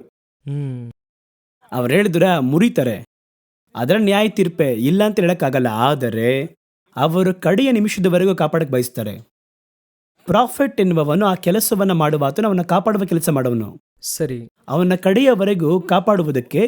ಈಗ ಎರಡು ವಿಧವಾಗಿ ನಿಮ್ಮ ಮಗನನ್ನ, ನೀವು ಒಂದು ಮಗು ಇದೆ ಅಂತ ಇಟ್ಕೊಳ್ಳಿ, ಎರಡು ವಿಧದಲ್ಲಿ ಆ ಮಗುವನ್ನ ನೀವು ಒಳ್ಳೆ ಮರ ತೆಗೆಯುವಂತೆ ಮಾಡ್ಬೋದು. ಒಂದು, ಕೂರ್ಸಿ ಪ್ರೀತಿಯಿಂದ ಮಾತಾಡಿ, ನಾವ್ ಎಷ್ಟೊಂದು ಕಷ್ಟಪಡ್ತಾ ಇದ್ದೀವಿ, ನೀನು ಓದ್ರೆ ಮಾತ್ರ ಹಿಂಗೆ ಬರಕ್ ಸಾಧ್ಯ ಎಂಬುದಾಗೆಲ್ಲ ಹೇಳಿ, ಸ್ವಲ್ಪ ಓದಪ್ಪ ಅಂತ ನಮ್ಮ ಪರಿಸ್ಥಿತಿಯನ್ನು ಎಕ್ಸ್ಪ್ಲೈನ್ ಮಾಡಿ ಮಾಡ್ಬೋದು. ಇದು ಒಂದು ಕಾರ್ಯ. ಮತ್ತೊಂದು, ಅವನಿಗೆ ಎರಡು ಕೊಟ್ಟು, ಇದುವೇ ಬಹುತೇಕವಾಗಿ ಎಲ್ಲರೂ ಮಾಡುವಂತ ಒಂದು ಕಾರ್ಯ ಅಲ್ಲವೇ? ಅದನ್ನ ಟೀಚರ್ ಮಾಡ್ತಾರೆ, ಇದನ್ನ ಅಪ್ಪ ಮಾಡ್ತಾರೆ. ಕೆಲವೊಮ್ಮೆ ಅಪ್ಪ ಎರಡನ್ನೂ ಮಾಡ್ತಾರೆ, ಪ್ರೀತಿಯಿಂದಲೂ ಮಾತಾಡ್ತಾರೆ, ಹೊಡೆದ್ರು ಹೊಡಿತಾರೆ. ಹೊಡೆದರೆ ಅವರ ಮೋಟಿವ್ ಏನು? ಎಕ್ಸಾಮಲ್ಲಿ ಪಾಸ್ ಆಗ್ಬೇಕು. ಅದುವೇ ಅವರ ಒಂದು ಮೋಟಿವ್ ಆಗಿದೆ. ಅದನ್ನೇ ಒಬ್ಬ ಟೀಚರ್ನ ಮೋಟಿವ್ ಏನು? ಒಳ್ಳೆ ಮಾರ್ಕ್ಸ್ ಬರಬೇಕು. ಹೌದು, ಇವರಿಬ್ಬರ ಮೋಟಿವ್ ಅವರು ಚೆನ್ನಾಗಿ ಬರಬೇಕೆನ್ನುವ ಒಂದೇ ಉದ್ದೇಶ. ಈಗ ಇಲ್ಲಿ ಏನು ಸಮಸ್ಯೆ ಇದೆ ಅಂದರೆ, ಅಪ್ಪನ ಮನಸ್ಸು ಹಾಗೆ ಇದೆ, ಮಕ್ಕಳು ತಿದ್ಕೋಬೇಕು, ಮಕ್ಕಳು ಮಾರ್ಪಡಬೇಕು, ಮಕ್ಕಳು ಬಂದು ಒಳ್ಳೆ ದಾರಿ ನಡಿಬೇಕು. ಆದರೆ ಟೀಚರ್ ಮೋಟಿವ್ ಏನಾಯಿತು ಅಂದರೆ ಅವನ ಒಡೆದು ಸಾಯಿಸಬೇಕು. ಯಾಕೆಂದರೆ ಅಪ್ಪ ಏನು ಹೇಳೋಗಿದ್ದಾರೆ ಅಂದರೆ, ಕೆಲವೊಮ್ಮೆ ತಂದೆಯಂದಿರು ಹೇಳೋಗ್ತಾರೆ ಸ್ಕೂಲಲ್ಲಿ, ಇವಾಗ ಆ ರೀತಿ ಇಲ್ಲ, ಏನು ಹೇಳ್ತಾ ಇದ್ರು, ಈ ರೀತಿ ಹೇಳ್ತಾ ಇದ್ರು, ಓದಲಿಲ್ಲ ಅಂದರೆ ಬಾರಿಸ್ರಿ, ಚೆನ್ನಾಗಿ ಹೊಡೆದು ಅವನನ್ನು ಸ್ಟ್ರಿಕ್ಟಾಗಿ ನಡೆಸ್ರಿ. ಆ ರೀತಿಯಾಗಿ ಇದು ಬಂದವರು ಯಾವ ರೀತಿ ತಗೋತಾರೆ ಅಂತ ಹೇಳಿದ್ರೆ ಆಥರೈಸೇಷನ್, ಪವರ್ ಆಫ್ ಅಟಾರ್ನಿ ಥರ. ಅಪ್ಪ ನನಗೆ ಆಥರೈಸೇಷನ್ ಕೊಟ್ಟಿದ್ದಾರೆ, ನಿನ್ನ ಬಾರಿಸ್ತೀನಿ ನೋಡು, ಸರಿಯಾಗಿ ಹೊಡೆದು ಸಾಯಿಸ್ಬಿಟ್ರೆ. ಈಗ ಅಪ್ಪ ಬಂದು ಕೇಳ್ತಾರೆ, ನನ್ನ ಮಗನ ಯಾಕೆ ಹೊಂದಿದ್ದೀನಿ ಅಂತ ಕೇಳ್ತಾನಲ್ವಾ, ನೀವು ತಾನೇ ಹೊಡಿಯೋಕ್ಕೆ ಕೇಳಿದ್ರೆ, ನಾನು ಹೊಡಿಯೋಕ್ಕೆ ಕೇಳಿದ್ರೆ ತಿದ್ದೋದಕ್ಕೋಸ್ಕರವಾಗಿ. ಅದಕ್ಕೆ ನೆಬೂಕದ್ನೆಚ್ಚರ್ ಬಳಿಯಲ್ಲಿ ಎಷ್ಟು ಚೆನ್ನಾಗಿ ಹೇಳ್ತಾರೆ ನೋಡಿ, ನಿನಗೆ ಮೃದುವಾಗಿ ದಂಡಿಸಲು ಹೇಳಿದೆ, ನೀನು ಬಂದು ಅದಕ್ಕಿಂತ ಅಧಿಕವಾಗಿ ದಂಡಿಸಿದ ನನ್ನ ಮಕ್ಕಳನ್ನ ಎಂಬುದಾಗಿ ನೆಬೂಕದ್ನೆಚ್ಚರ್ಗೆ ಅಗೇನ್ಸ್ಟ್ ಆಗ್ತಿರ್ತಾರೆ ಇಲ್ವಾ. ಇವರು ಬಂದು ನೆಬೂಕದ್ನೆಚ್ಚರನ್ನ ಕಳಿಸ್ತಾರೆ ಯೆರೂಸಲೇಮ್ಗೆ ಹೋಗಿ ಈ ರೀತಿ ಮಾಡೋಂತ. ಅವನೇನ್ ಮಾಡ್ತಾನೆ ಅಂದ್ರೆ ಓವರಾಗಿ ಒಡೆದು ಎಲ್ಲರಿಗೂ ಅಷ್ಟೊಂದು ಕಷ್ಟ ಕೊಡ್ತಾನೆ. ಮತ್ತೆ ಇವ್ರೇನ್ ಹೇಳ್ತಾರೆ, ನನ್ನ ಜನಗಳನ್ನ ಹೇಳಿದ ರೀತಿಯಾಗಿ ನಡೆಸ್ತಿಲ್ಲ, ಬಹಳ ಅದು ಭಯಂಕರವಾಗಿ ಹೊಡೆದಿದ್ಯಾ ಅಂತ ಹೇಳಿ ಅವನಿಗಿರುವ ದಂಡನೆ ಹೇಳ್ತಾರೆ. ಇದು ಬಂದು ಒಂದು ತಂದೆಯ ಹೃದಯ. ತಂದೆ ಏನ್ ಹೇಳ್ತಾರೆ ಪ್ರವಾದಿಯ ಮುಖಾಂತರವಾಗಿ, ನೀನು ಬಂದು ಮನ ತಿರುಗು. ಇದುವೇ ತಂದೆಯ ಹೃದಯ. ಆ ಒಂದು ಮನ ತಿರುಗುವಿಕೆಗೆ ಅವರು ಪ್ರೀತಿಯಿಂದ ಬರ್ತಾರೆ. ಪ್ರೀತಿಯಿಂದ ಬರುವುದನ್ನ ಮಗ ಕೇಳ್ತಾ ಇಲ್ಲ, ಏನು ಹೇಳಿದ್ರು ಕೇಳ್ತಾ ಇಲ್ಲ. ಅನಂತರ ಏನು ಮಾಡ್ತಾರೆ, ಒಬ್ಬ ಪ್ರಾಫೆಟ್ನ ಕಳುಹಿಸಿ ಅದಕ್ಕೆ ಬೇಕಾಗಿರುವ ದಂಡನೆ ಹೇಳ್ತಾರೆ, ಅದೇ ಟೀಚರ್. ನೀನು ಬಂದು ನೋಡು, ಇಲ್ಲಾಂದ್ರೆ ಫೇಲ್ ಆಗ್ತೀಯಾ, ಇಲ್ಲಾಂದ್ರೆ ಹಂಗೆ ಮಾಡ್ಬಿಡ್ತಾರೆ, ನಿನ್ನ ಜೀವನದಲ್ಲಿ ನೀನು ಮುಂದಕ್ಕೆ ಬರೋಕ್ಕಾಗಲ್ಲ, ಹಿಂಗೆಲ್ಲ ಹೇಳುವ ರೀತಿಯಲ್ಲಿ ಪ್ರಾಫೆಟ್ ಮುಖಾಂತರ ಮಾತಾಡ್ತಾರೆ. ಈ ರೀತಿ ಈ ಟೀಚರ್ನ ಮೋಟಿವ್, ಅಪ್ಪನ ಮೋಟಿವ್ ಒಂದೇ ಥರ ಇರಬೇಕು. ಹೌದು, way of approach is different. ಇದನ್ನೇ ಒಬ್ಬ ಪ್ರಾಫೆಟ್ ಮಾಡಬೇಕು. ಪ್ರಾಫೆಟ್ನ ಕೆಲಸ ಯಾವ ರೀತಿ ಇದೆ ಅಂತ ಕೇಳಿದ್ರೆ, ನಾನು ಹೇಳ್ದೆ ಅದು ನಡಿಬೇಕು. ಇದರಲ್ಲಿ ನನಗೆ ಬಹಳ ಕಷ್ಟವಾಗಿದೆ ಏನು ಅಂತ ಕೇಳಿದಾದ್ರೆ, 2004 ಸುನಾಮಿ ಬಂತು. ಸುನಾಮಿ ಬಂದು ಲಕ್ಷಗಟ್ಟಲೆ ಜನಗಳು ಸತ್ತರು. ಹೌದು, ಇದು ಭಯಂಕರ ದುಃಖಕರವಾಗಿರುವ ವಿಚಾರ. ಆದರೆ ಬಹಳ ಮಂದಿಯ ಕಾಲದಲ್ಲಿ ತಮ್ಮ ಬುಕ್ನಲ್ಲಿ ನಾವು ಮುಂಚಿತವಾಗಿ ಪ್ರೊಫೆಸಿ ಹೇಳಿದ್ವಿ, ಇಷ್ಟು ಮಂದಿ ಸತ್ತೋದ್ರು. ಈಗ ಈ ನ್ಯೂಸ್ ಯಾಕೆ ಆಗ್ತಿದ್ದೀರಾ? ಮುಂಚೆ ಹಾಕ್ಬೇಕಾಗಿತ್ತು. ಇದನ್ನಿಟ್ಟು ಅವರೇನು ಮಾಡ್ತಾರೆ, ನಾವು ಬಂದು ಒಂದು ಪ್ರಾಫಿಟ್, ನಾವು ಹೇಳಿದ್ ನಡೆಯಿತು. ನಾನೇನು ಹೇಳ್ತೀನಿ, ಒಂದು ಸತ್ತೊಬ್ಬನಿಟ್ಟು ನೀನು ಪ್ರಾಫಿಟ್ ಅಂತ ಪ್ರೂವ್ ಮಾಡುವಂಥ ಅವಶ್ಯನೇ ಇಲ್ಲ. ಹೌದು, ನೀವು ಹೇಳಿದ್ರಿ ಒಂದು ಪೀರಿಯಡ್ನಲ್ಲಿ ಅದು ನಡೆಯಿತು, ಓಕೆ. ಇದನ್ನು ಯಾರು ಹೇಳಬೇಕು ಅಂದರೆ, ಜೀವಂತವಾಗಿರುವ ಬಾಕಿ ಉಳಿದವರು ಹೇಳಬೇಕು. ಅವ್ರು ಅವತ್ತೇ ಎಚ್ಚರಿಕೆ ಕೊಟ್ಟರು ಕಣ್ರಿ, ಅವತ್ತು ನಾವೇ ಕೇಳಿಲ್ಲ ಕಣ್ರಿ. ಆ ರೀತಿ ಅವರು ಬಂದು ಆ ರೀತಿ ಮಾತಾಡಿದ್ರೆ ನ್ಯಾಯ. ನಾನು ಹೇಳಿದ್ನಲ್ಲ ಅಂದರೆ ಅವನೇ ಬಾಧೆಗೊಳಗಾಗಿದ್ದಾನೆ, ಅವನಿಗೆ ಬಂದು ಒಂದು ಬ್ಯಾನರ್ ಹೊಡೆದು ಒಂದು ನ್ಯೂಸ್ ನೋಡು, ನಾನು ಹೇಳಿದೆ ನೀನು ಕೇಳಿಲ್ಲ, ಸತ್ತ, ನಾನು ಯಾರು ಗೊತ್ತಾ, ಇದರಲ್ಲಿ ಯಾವ ಒಂದು ಅಡ್ವರ್ಟೈಸ್ಮೆಂಟ್ ಇದೆ. ಇದುವೇ ಇವತ್ತು ಪ್ರಾಫಿಟ್ಸ್ನ ಒಂದು ಪರಿಸ್ಥಿತಿ ಆಗಿದೆ. ಪ್ರಾಫಿಟ್ ಯಾರು ಅಂತ ಕೇಳೋದಾದರೆ, ದೇವರ ಹೃದಯಕ್ಕೆ ಹತ್ತಿರವಾದವನ, ದೇವರೇನು ಅನ್ಕೋತಾರೋ, ದೇವರೇನು ಬಯಸುತ್ತಾರೋ ಅದರ ಬಗ್ಗೆ ಹೇಳುವ ರೀತಿಯಲ್ಲಿ. ಅವನ ಮೋಟಿವ್ ಏನು, ಅವನೆಷ್ಟು ಕಠಿಣವಾಗಿ ಹೇಳ್ತಾನೆ. ಅವನು ಹೇಳ್ತಾನೆ, ಯೆರೂಸಲೇಮೇ ನೀನು ಮಣ್ಣಿನ ದಿಬ್ಬಾಗ್ತೀಯ, ಸಿಲೋವವೇ ನೀವು ದೇವರ ಆಲಯದ ಇಲ್ಲದೆ ಹೋಗ್ತೀಯಾ. ಅವನ ಮೋಟಿವ್ ಏನು ಗೊತ್ತಾ, ಅವರ ಮನ ತಿರುಗುವಂಥದ್ದು. ಹೌದು, ನಿನಗೆ ಸಿಕ್ಕಿರುವಂತಹ ಈ ದಿನದಲ್ಲಾದರೂ ಮನ ತಿರುಗು. ಲಾಸ್ಟ್ ಮಿನಿಟ್ ಕ್ರೈಸ್ಟ್ ಬಯಸ್ತಾರೆ, ಈ ದಿನದಲ್ಲಾದರೂ ಆ ಮನ ತಿರುಗುವಿಕೆ ಇಲ್ಲದಿರೋವರಿಗೆ ಆ ಮಾತು ಹೇಳ್ಬೇಕವರು. ಇದುವೇ ಒಬ್ಬ ಪ್ರಾಫಿಟ್ಸ್ನ, ಒರಿಜಿನಲ್ ಪ್ರಾಫಿಟ್ನ ಒಂದು ಪ್ರಾಫಸಿಯ ಒಂದು ಹಾರ್ಟ್ ಹಿಂಗೆ ಇರಬೇಕು. ಸರಿನಾ? ಸರಿ. ಓಲ್ಡ್ ಟೆಸ್ಟ್ಮೆಂಟ್ ಪ್ರಾಫಸಿಗೂ ನ್ಯೂ ಟೆಸ್ಟ್ಮೆಂಟ್ ಪ್ರಾಫಸಿಗೂ ಇರುವಂಥ ಡಿಫ್ರೆನ್ಸ್, ಓಲ್ಡ್ ಟೆಸ್ಟ್ಮೆಂಟ್ ಪ್ರಾಫಿಟ್ಗೂ ನ್ಯೂ ಟೆಸ್ಟ್ಮೆಂಟ್ ಪ್ರಾಫಿಟ್ಗೂ ಇರುವಂಥ ಡಿಫ್ರೆನ್ಸ್. ಈಗ ನ್ಯೂ ಟೆಸ್ಟ್ಮೆಂಟ್ ಪ್ರಾಫಿಟ್ ಸಭೆಯ ಭಕ್ತಿ ವೃದ್ಧಿಗೋಸ್ಕರವಾಗಿ, ಈಗ ದೇವರಾತ್ಮನ ವಿಷಯಗಳು ಉಂಟು, ಅವರು ಪಾಪದ ಕುರಿತು, ನೀತಿಯ ಕುರಿತು, ನ್ಯಾಯ ತೀರ್ಪಿನ ಕುರಿತಾಗಿ ಅವರು ಖಂಡಿಸಿ ಮಾತಾಡ್ತಾರೆ. ಅದರ ಜೊತೆ ಇನ್ನೊಂದಿದೆ, ಬರುವ ಕಾರ್ಯಗಳ ಕುರಿತಾಗಿ ಮಾತಾಡ್ತಾರೆ. ಓಕೆನಾ? ಈ ಬರುವ ಕಾರ್ಯಗಳ ಕುರಿತಾಗಿ ದೇವರಾತ್ಮ ಯಾರ ಮುಖಾಂತರ ಮಾತಾಡ್ತಾರೆ? ಪ್ರವಾದಿಗಳ ಮೂಲಕ. ಈಗ ಯೆಹೋವನನ್ನ ಕರೆದು ಹೇಳುತ್ತಾರೆ, ಇನ್ನು ಮುಂದೆ ನಡೆಯಬೇಕಾಗಿರುವ ಸಂಭವಿಸಲಿರುವ ಕಾರ್ಯಗಳನ್ನು ನಿನ್ ಬಂದು ಏನು ಮಾಡು, 7 ಸಭೆಗಳಿಗೆ ಬರಿ, ಚರ್ಚಿಗೆ ಬರಿ. ದೇವರಾತ್ಮನ ಸಭೆಗಳಿಗೆ ಹೇಳುವುದನ್ನ ಕಿವಿಯುಳ್ಳವನು ಕೇಳಲಿ. ಅವನು ಹೇಳಿದ್ನ ಬರೆಯೋದು ಯಾರು? ಯೋಹಾನ. ಪ್ರವಾದಿ ಬರೀತಾರೆ. ಇದರ ಮೋಟಿವ್ ಏನು? ಆ ಸಭೆಗಳಿಗೆ ಹೇಳುವಂತಹ ಮೋಟಿವ್ ಏನು? ಒಂದು, ನಿನ್ನ ಬಳಿ ಒಂದು ಕೊರತೆ ಇದೆ, ಸರಿ ಮಾಡ್ಕೋ. ನಿನ್ನ ಬಳಿ ಒಂದು ಒಳ್ಳೆ ಗುಣ ಇದೆ, ಅದನ್ನು ಇಟ್ಕೋ. ಅದನ್ನು ದಾಟಿ ನಿನ್ನ ಬಳಿ ಬಂದು ಆ ಒಂದು ಕೊರತೆಗಳಿಂದ ನಿವಾರಣೆ ಆದರೆ ನಿನಗೊಂದು ಬೆನಿಫಿಟ್ ಇದೆ, ಅದೇನಂತೂ ನಿನಗೆ ಹೇಳ್ತೀನಿ. ಆ ಕೊರತೆಗಳಿಂದ ನೀನು ಸರಿ ಹೋಗಲಿಲ್ಲ ಅಂದರೆ ಈ ದಂಡನೆ ಉಂಟು, ಅದನ್ನು ಹೇಳ್ತೀನಿ. ಇದೇ ಒಂದು ಸಭೆಗೆ ಇಡುವಂತಹ ಮೆಸೇಜ್. ಈ ಒಂದು ಮೆಸೇಜ್ ಅಲ್ಲಿ ನೀವು ತೆಗೆದುಕೊಳ್ಳ್ರಿ. ಮೊದಲ ಪತ್ರಿಕೆ ಬಂದು ರೋಮಪುರದವರಿಗೆ, ಆದರೆ ಬರೆಯಲ್ಪಟ್ಟಿದ್ದು ಥೆಸಲೋನಿಕದವರಿಗೆ, ಬೈಬಲ್ ಇರುವುದು ರೋಮಪುರದವರಿಗೆ. ಈ ರೋಮಪುರದವರನ್ನ ತೆಗೆದುಕೊಳ್ಳ್ರಿ. ರೋಮಪುರದವರಿಗೆ ಬರೆದ ಪತ್ರಿಕೆಯಿಂದ ಪ್ರಕಟಣೆವರೆಗೆ ತೆಗೆದುಕೊಳ್ಳ್ರಿ. ವರ್ಲ್ಡ್ಲಿ ಬ್ಲೆಸ್ಸಿಂಗ್ ನೀವು ಹೇಳುವಂತಹ ಅವತ್ತಿದ್ದಂತಹ ಲೆಕ್ಕವನ್ನು ಇಟ್ಕೊಳ್ಳಿ. ನಿನಗೆ ದೇವರು ರಥವನ್ನು ಕೊಡ್ತಾರೆ, ನಿನಗೆ ಇವತ್ತು ಕಾರ್ ಕೊಡ್ತಾರೆ ಅಂತ ಹೇಳಿದ್ರೆ ಆ ಕಾಲದಲ್ಲಿ ಕಾರ್ ಇಲ್ಲ ಅಂತ ಹೇಳ್ತಾರೆ. ದೇವರು ನಿನಗೆ ರಥವನ್ನು ಕೊಡ್ತಾರೆ, ದೇವರು ಕತ್ತೆ ಕೊಡ್ತಾರೆ, ದೇವರು ನಿನಗೆ ಕುದುರೆ ಕೊಡ್ತಾರೆ, ದೇವರು ಬಂದು ನಿನಗೆ ಒಲಿವ ತೋಪನ್ನು ಕೊಡ್ತಾರೆ, ದೇವರು ಬಂದು ನಿನಗೆ ಮರಗಳನ್ನು ಕೊಡ್ತಾರೆ. ಎಲ್ಲಾದ್ರೂ ಆ ರೀತಿ ಇದೆಯಾ? ನ್ಯೂ ಟೆಸ್ಟಿಮೆಂಟ್ ಅಲ್ಲಿ ಎಲ್ಲಾದ್ರೂ ಒಂದ್ ಕಡೆ ಇದೆಯಾ? ಇಲ್ಲ. ಒಂದು ಪ್ರಾಫಿಟ್ ಕೂಡ ಆ ರೀತಿ ಮಾತಾಡಲೇ ಇಲ್ಲ. Not even A single profit. But ಕೆಲವರು ಏನು ಹೇಳ್ತಾರೆ ಅಂದರೆ, ಈಗ ಯೇಸು ಕ್ರಿಸ್ತನು ನಮ್ಮನ್ನು ಐಶ್ವರ್ಯವಂತನಾಗೋದಕ್ಕೋಸ್ಕರ ಅವ್ರು ಬಡವನಾದನು ಅಂತ ಹೇಳ್ತಾರೆ. ಯಾವ ಐಶ್ವರ್ಯ, ಯಾವ ಬಡತನ ಅದಿದೆ ಅಲ್ವಾ? ಹೌದು. ಈಗ ಸ್ಮುರ್ಣ ಸಭೆಯನ್ನು ನೋಡಿ ದೇವರು ಹೇಳುತ್ತಾರೆ, ನಿನಗಿರುವ ಐಶ್ವರ್ಯವನ್ನು ಅರಿತಿದ್ದೇನೆ. ಈ ಸ್ಥಳದಲ್ಲಿ ಹೇಳ್ಬೇಕಾದ್ರೆ ಸ್ಮುರ್ಣ ಸಭೆಗೆ 2ನೇ ಅಧ್ಯಾಯ ಪ್ರಕಟಣೆ ಪ್ರವಾದನ ಗ್ರಂಥದಲ್ಲಿ ಹೇಳ್ಬೇಕಾದ್ರೆ 9ನೇ ವಾಕ್ಯದಲ್ಲಿ, ನಿನ್ನ ಕೃತ್ಯಗಳನ್ನು, ನಿನ್ನ ಸಂಕಟವನ್ನು, ನೀನು ಐಶ್ವರ್ಯವಂತವನಾಗಿದ್ದರೂ ನಿನಗಿರುವ ಬಡತನವನ್ನು. ಹೌದು ಇಲ್ವಾ? ಆಕ್ಚುಲಿ ಸ್ಮುರ್ಣ ಸಭೆ ಕೊರತೆಲ್ಲದ ಸಭೆ. ಕರ್ತನು ಬಹಳ ಪ್ರಶಂಸೆ ಹೇಳ್ತಾರೆ, you are the best one ಅಂತ ಹೇಳ್ತಾರೆ. ಈ ಒಂದು ಸಭೆಯನ್ನು ನೋಡಿ ಹೇಳ್ತಾರೆ, ನೀನು ಐಶ್ವರ್ಯವಂತನೇ, ನಿನಗಿರುವ ಬಡತನವನ್ನು ಬಲ್ಲೆನು ಎಂಬುದಾಗಿದೆ. ಅಂದ್ರೆ ಅರ್ಥ ಏನಂದ್ರೆ, ನೀನು spiritually blessed, rich one, rich blessings in spirituality. But world ಯಾರಾಗಿದೆಯಾ? ಬಡವನ್. ಒಂದು ಕೊರತೆ ಇದೆ, ಒಂದು ಬಡತನ ಇದೆ, ನಿನಗಿದೆ, ಅದು ನನಗೆ ಗೊತ್ತು ಅಂತ ಹೇಳ್ತಾ ಇದ್ದಾರೆ. ಆದ್ರೆ ಅಂತ್ಯದವರೆಗೂ ನೀನು ನಂಬಿಗಸ್ತನಾಗಿರು ಎಂಬುದಾಗಿ ಹಿಂದೆ ಹೇಳ್ತಾರೆ. ಅವ್ರು ಹೇಳ್ಬೇಕಾದ್ರೆ ಆ ಮಾತನ್ನೇ ದೇವರಲ್ಲಿ ಹೇಳ್ತಾರೆ, ನೀನು ಸಾಯಬೇಕಾದ್ರೂ ನಂಬಿಗಸ್ತನಾಗಿರು, ನಾನು ನಿನಗೆ ಜೀವ ಎಂಬ ಜಯಮಾಲನ್ನು ಕೊಡುವೆನು ಅಂತ ಹೇಳ್ತಾರೆ. 10ನೇ ವಾಕ್ಯದಲ್ಲಿ ಇರ್ತಿದೆ. ಹಂಗೆ ಇಲ್ಲಿ ಬನ್ನಿ, ಪ್ರಕಟಣೆ ಪ್ರವಾದನ ಗ್ರಂಥ 3ನೇ ಅಧ್ಯಾಯ 3ನೇ ಅಧ್ಯಾಯದಲ್ಲಿ 17-18ನೇ ವಾಕ್ಯದಲ್ಲಿ ಈಗ ಲವೋದಿಕೀಯ ಸಭೆಯ ಬಗ್ಗೆ ಮಾತಾಡ್ತಾರೆ. ಇದು ಒಂದು ಒಳ್ಳೆ ಗುಣ ಕೂಡ ಇಲ್ಲದಿರುವಂತಹ ವರ್ಸ್ಟ್ ಚರ್ಚ್. 7 ಸಭೆಗಳಲ್ಲಿಯೂ ಒಂದು ಒಳ್ಳೆ ಗುಣ ಇಲ್ಲದಿರುವಂತಹ ವರ್ಸ್ಟ್ ಚರ್ಚ್. ಇದ್ರ ಬಗ್ಗೆ ಏನ್ ಹೇಳ್ತಾರೆ ಅಂತ ಗಮನಿಸಿ ನೋಡಿ. ನಾನು ಐಶ್ವರ್ಯವಂತನು, ಸಂಪನ್ನನು, ಒಂದರಲ್ಲಿಯೂ ಕೊರತೆ ಇಲ್ಲದವನು ಎಂದು ಹೇಳಿಕೊಳ್ಳುತ್ತಿ. 17ನೇ ವಾಕ್ಯ. ನೀನು ಹೇಳ್ತೀಯ, ನೀನು ಐಶ್ವರ್ಯವಂತನಾಗುವಂತೆ ಬೆಂಕಿಯಲ್ಲಿ ಪುಟಕ್ಕೆ ಹಾಕಿದ ಚಿನ್ನವನ್ನು, ನೀನು ಬಂದು ಐಶ್ವರ್ಯವಂತನು ಅಂತ ಹೇಳ್ತಾ ಇದ್ದಾರೆ. ಆದ್ರೆ ಇವ್ರು ಹೇಳ್ತಾರೆ, ನಿನಗಿರುವಂತಹ ಬಡತನ ಗೊತ್ತು ಅಂತ ಹೇಳ್ತಾ ಇದ್ದಾರೆ. ನಿನ್ನ ಬಡತನವನ್ನು ಬದಲಾಯಿಸ್ತೀನಿ ಅಂತ ಹೇಳ್ತಾರೆ. ಇಲ್ಲಿ ನೋಡಿ 17ನೇ ವಾಕ್ಯ. ದೌರ್ಭಾಗ್ಯನು 17. ನೀನು ದೌರ್ಭಾಗ್ಯನು, ದುರಾವಸ್ಥೆಯಲ್ಲಿ ಬಿದ್ದಿರುವವನ, ಅನಂತರ ದರಿದ್ರನು. ನೀನು ಐಶ್ವರ್ಯವಂತ ಅಂತ ಹೇಳ್ತಾ ಇದೀಯಾ, ಆದ್ರೆ ನೀನ್ ಯಾರಾಗಿದ್ದೀಯಾ? ದರಿದ್ರನು. ಯಾವ್ದ್ರಲ್ಲಿ ದರಿದ್ರ? ಸ್ಪಿರಿಚುಯಾಲಿಟಿ ನೀನ್ ದರಿದ್ರ. ಹಾಗಾದ್ರೆ ನಮ್ಮನ್ನ ಐಶ್ವರ್ಯವಂತನಾಗಿಸುವಾಗೆ ಅವರು ದರಿದ್ರನಾದನು ಅಥವಾ ಬಡವನಾದನು ಅಂತ ಏನರ್ಥ? ಅವರು ನಮ್ಮನ್ನ ಸ್ಪಿರಿಚುವಲ್ ಆಗಿ ಐಶ್ವರ್ಯವಂತನಾಗಿಸುವ ಹಾಗೆ ಅವರೇನಾಗ್ತಾರೆ ಅಂತ ಹೇಳಿದ್ರೆ ಪಾಪಿಯಾಗಿ ಮಾರ್ಪಡ್ತಾರೆ, ಪಾಪವನ್ನ ಹೊರುತ್ತಾರೆ. ನೋಡುವುದಕ್ಕೆ ಅವರು ಪಾಪವಾದರು ಅಂತ ಇದೆ. ನನ್ನನ್ನ ಶುದ್ಧನಾಗಿ ಮಾರ್ಪಡಿಸುವುದಕ್ಕೆ ಅವರು ಪಾಪವಾಗಿ ಮಾರ್ಪಟ್ಟರು. ನನಗೆ ಪರಲೋಕವನ್ನ ಕೊಡುವುದಕ್ಕೆ ಅವರು ಪಾತಾಳಕ್ಕೆ ಇಳಿದರು. ಅವರು ನನಗೆ ನಿತ್ಯ ಜೀವನ ಕೊಡುವುದಕ್ಕೋಸ್ಕರವಾಗಿ ಮರಣವನ್ನು ಸ್ವೀಕರಿಸಿಕೊಳ್ಳುತ್ತಾರೆ. ಅದೇ ರೀತಿನೇ ನನಗೆ ಆ ರಿಚ್ನೆಸ್ ಒಳಗೆ, ಹೆವನ್ಲಿ ರಿಚೆಸ್ ನ ತರುವುದಕ್ಕೋಸ್ಕರವಾಗಿ ಈ ವರ್ಲ್ಡ್ಲಿ ಆ ಒಂದು ಶಾಪದ ಒಳಗೆ ಬಂದು ಅವರು ಇಳಿಯುತ್ತಾರೆ. ನಾನು ಐಶ್ವರ್ಯವಂತನಾಗುವಾಗೆ ಅವರು ಬಡವನಾದನು. ಸರಿ, ಒಂದು ವಾಕ್ಯ ಹಾಗೆ ಇರಲಿ, ನೀವು ಹೇಳಿದ್ದನ್ನ ಪರಿಪೂರ್ಣವಾಗಿ ಒಪ್ಪಿಕೊಳ್ಳುತ್ತೇನೆ ಎಂಬುದಾಗಿ ಇಟ್ಕೊಳ್ಳಿ. ನಮ್ಮನ್ನು ಐಶ್ವರ್ಯವಂತನಾಗಿರಿಸುವುದಕ್ಕೆ ಅವರು ಬಡವನಾದರು ಅಂತ ಅದರಿಂದ ಬರೆದದ್ದು ಪೌಲೇ ಬರೆದಿದ್ದು, ಫಿಲಿಪಿಯವರಿಗೆ ಬರೆಯುತ್ತಾರೆ. ಹೌದು. ಸರಿನಾ? ಸರಿ. ಹಾಗಾದರೆ ಮೊದಲ ಐಶ್ವರ್ಯವಂತ ಯಾರಾಗಿರ್ಬೇಕು? ಪೌಲನಾಗಿರ್ಬೇಕು. ಹೌದು. ಮೊದಲ ಜನರೇಷನ್ ಐಶ್ವರ್ಯವಂತರ ಯಾರಿರ್ಬೇಕು? ಅಪೊಸ್ತಲರಾಗಿ ಇದ್ದಿರಬೇಕು. ಯಾಕೆಂದ್ರೆ ಅವರೇ ಎಲ್ಲವನ್ನ ಬಿಟ್ಟವರನ್ನ ಹಿಂಬಾಲಿಸಿದವರು, ಅವರ ಹಾಗೆ ಮಾರಿದವರು ಯಾರೂ ಇಲ್ಲ. ಹೌದು. ಇವರೆಲ್ಲ ಅವರ ಕಾಲ್ ದುಡಿಗೆ ಬರುವುದಿಲ್ಲ ಯಾರು ಇವರು.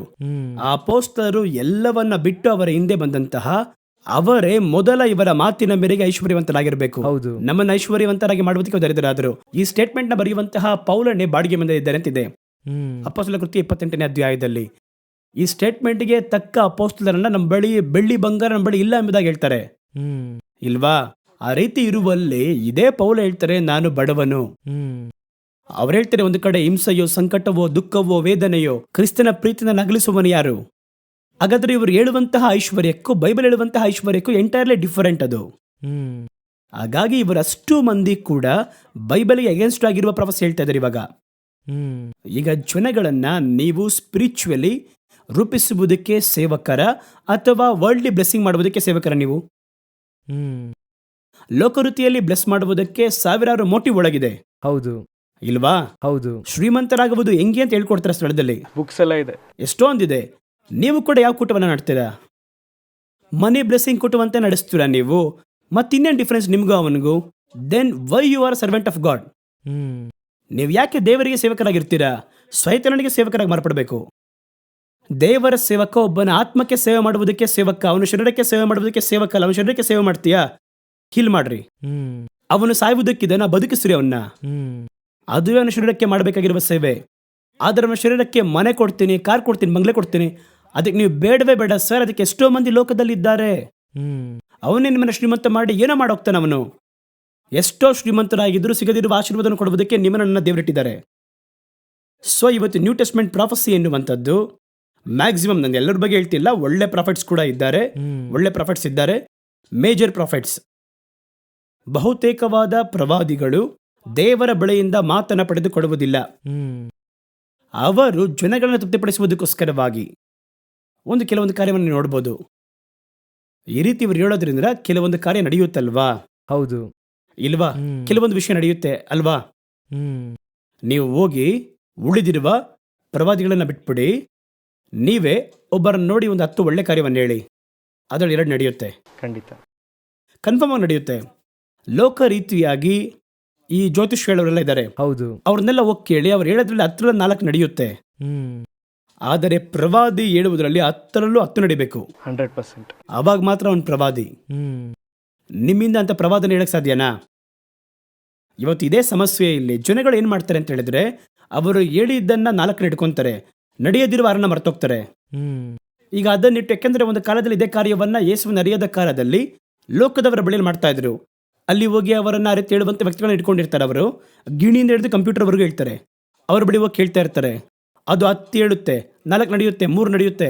ಯಾರೋ ಒಬ್ರು 5 ನಡೆದೋದ್ರೆ ಅವರು ಒಂದು ಒಳ್ಳೆ ಕರೆಕ್ಟಾಗಿ ಹೇಳೋರು ಜ್ಯೋತಿಷ್ಯವನ್ನ. ಅದರಲ್ಲಿ 10 ನಡೆಯೋದ್ರ ಬಗ್ಗೆ ಚಿಂತೆ ಇಲ್ಲ ಅವರಿಗೆ. ಅದೇ ವಿಷಯವನ್ನ ಇವಾಗ ಪ್ರವಾದಿ ಬಳಿ ತಂದಿದ್ದಾರೆ. ಸೊ ಪ್ರವಾದಿ ಎನ್ನುವವನು ಪರಿಪೂರ್ಣವಾಗಿ ನಿಮ್ಮ ಆತ್ಮವನ್ನ ಭಕ್ತಿ ವೃದ್ಧಿಗೆ ತಕ್ಕ ಹಾಗೆ ನಡೆಸಿ, ಖಂಡಿಸಿ, ತಿಳಿಸಿ, ನಿಮಗೆ ದೇವರೊಂದಿಗೆ ನಡೆಯುವಂತೆ ಮಾಡುವುದಕ್ಕೋಸ್ಕರವಾಗಿ ಪ್ರಾಫಿಟ್. ಸರಿ. ನಿಮ್ಮನ್ನ ಶ್ರೀಮಂತರಾಗಿಸುವುದಕ್ಕೂ ಅದಕ್ಕೆ ಪ್ರಾಫಿಟ್ ಬೇಕಾಗಿಲ್ಲ. ಈಗ ಒಂದು ಉದಾಹರಣೆ ಇದೆ. ನೀವು ಬಡವರಾಗಿದ್ದೀರಾ, ಒಂದು ವ್ಯಾಪಾರ ನಷ್ಟವಾಯಿತು, ನೀವು ಸೋತೋಗಿದ್ದೀರಾ, ಅಥವಾ ಸೂಸೈಡ್ ಮಾಡಿಕೊಳ್ಳೋಣ ಅಂತ ಹೋಗ್ತೀರಾ. ಈಗ ಗಾಡ್ ನಿಮ್ಗೊಂದು ವಾಕ್ಯ ಕೊಡ್ತಾರೆ. ಆ ವರ್ಡ್ ಬಂದು ನಿಮ್ಮ ಆತ್ಮವನ್ನು ಕಾಪಾಡುವುದಕ್ಕೆ ಒಂದು ವರ್ಡ್ ಕೊಡ್ತಾರೆ, ನಾನು ಆಶೀರ್ವಾದ ಮಾಡ್ತೀನಿ ಅಂತ ಹೇಳ್ತಾರೆ. ಈ ವರ್ಡನ್ನು ಇಟ್ಕೊಂಡು, ಪ್ರೊಫೆಟಿಕಲ್ ವರ್ಡೇ ಅದು, ಇದರಲ್ಲಿ ಯಾವ ಒಂದು ಸಂಶಯ ಇಲ್ಲ. ಆದರೆ ಈ ಪ್ರವಾದಿ ಅವರ ಬಳಿ ದೇವರು ಬಂದು ನಿನ್ನನ್ನ ಇಷ್ಟೊಂದು ಮನೆ ಕೊಡ್ತಾರೆ, ಕಾರ್ ಕೊಡ್ತಾರೆ ಅಂತೆಲ್ಲ ಹೇಳೋದಿಲ್ಲ. ಅವರ ಆತ್ಮವನ್ನ ಕಾಪಾಡುವುದಕ್ಕೆ ಏನ್ ಬೇಕೋ ಅದನ್ನ ಹೇಳ್ತಾರೆ. ಈಸಾಕನು ಆ ದೇಶದಲ್ಲಿ ಕ್ಷಾಮ ಬಂತು, ಕರ್ತನ ಪ್ರಾಫಸಿ ಹೇಳ್ತಾರೆ, ನಿನ್ನ ದೇಶವನ್ನು ಬಿಟ್ಟು ಹೋಗ್ಬೇಡ, ಇಲ್ಲಿಯೇ ತಂಗಿರು. ಈಸಾಕನು ಆ ದೇಶದಲ್ಲಿ ಬೀಜವನ್ನು ಬಿತ್ತಿದ್ದ, ದೇವರು 100 ಪಟ್ಟವನ್ನು ಆಶೀರ್ವಾದ ಮಾಡಿದರು. ಹಲವು ಬಾರಿ ಒಂದು ಬಡವತನ ಇರುತ್ತದೆ. ಅದಕ್ಕೆ ಬಂದು ಅವರು ಪಾಸಿಟಿವ್ ಆಗಿ ಒಂದು ಕಾರ್ಯವನ್ನು ಹೇಳ್ತಾರೆ. ಎಲ್ಲರೂ ಕೂಡ ಹೇಳ್ತಾರೆ, ಯಾವ ಸೇವಕನಾಗಿರ್ಬೋದು ಮನೆಗೆ ಬರುವವರು, ನೀವು ಒಂದು ನೆಗೆಟಿವ್ ಒಂದು ಬಾಧೆಯನ್ನು ಹೇಳ್ತೀರಾ ಅವರಿಗೆ, ನನಗೆ ಮಕ್ಕಳಿಲ್ಲ ಅಂತ ಹೇಳ್ತೀರಾ, ಅವರು ಮುಂದೆ ಬರೋದು ಮಕ್ಕಳು ಸಿಗಲ್ಲ, ದೇವರು ಕೊಡಲ್ಲ, ಆ ರೀತಿಯಾಗಿ ಅವರು ಹೇಳೋದಿಲ್ಲ. ಓಕೆನಾ? ತಕ್ಕ ಸಂದರ್ಭದಲ್ಲಿ ನಿನಗೊಂದು ಮಗನನ್ನು ದೇವರು ಕೊಡ್ತಾರೆ. ಇನ್ನು ಸ್ವಲ್ಪ ಪರ್ಫೆಕ್ಟ್ ಆಗಿರುವ ಪ್ರವಾದಿ ಅಥವಾ ದೇವರು ನಿಜವಾಗ್ಲೂ ಹೇಳಿದ್ರೆ ಮುಂದೆ ಕಾಲದ ಘಟ್ಟದಲ್ಲಿ ಒಂದು ಮಗನನ್ನು ಕೊಡ್ತೇನೆ ಎಂಬುದಾಗಿ ಈ ರೀತಿ ದೇವರು ಹೇಳ್ತಾರೆ. ಆದರೆ ಒಂದು ಕೆಲವರೆಲ್ಲ, ನಿನಗೆ ಬಂದು ದೇವರು ಗಂಡು ಮಗು ಅಥವಾ ಹೆಣ್ಣು ಮಗು ಏನಾದರೂ ಒಂದು ಕೊಡ್ತಾರೆ, ಏನೋ ಅಂತಾನೆ ಹುಟ್ಟೋದು. ಹೌದು ಇಲ್ವಾ?